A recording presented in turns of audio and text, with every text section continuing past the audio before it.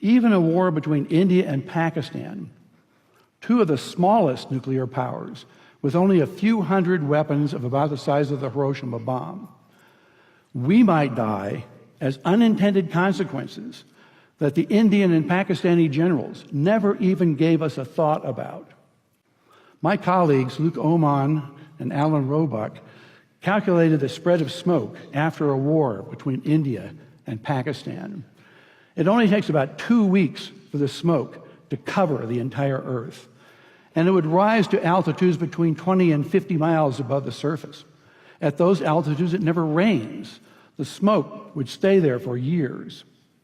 This farmer may be in Europe or in the United States, but many thousands of miles from Pakistan and India, is looking at the smoky sky above him and down at the crops that have died in his field from lack of light and cold temperatures.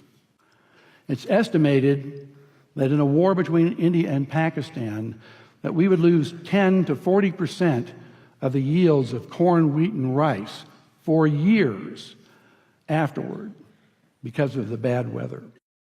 The entire world only has enough food to feed the population for 60 days unless agriculture produces more food.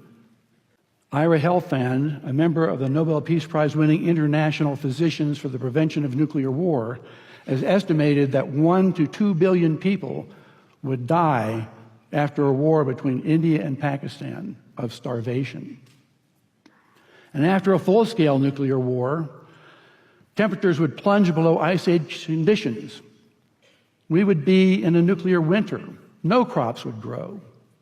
It's estimated that 90% of the population of the planet would starve to death, and civilization would be destroyed. And no one would be safe. Not those in countries with no nuclear weapons, not those in countries that didn't participate in the war, and not those on the other side of the planet from where the explosions occurred. No one would be safe.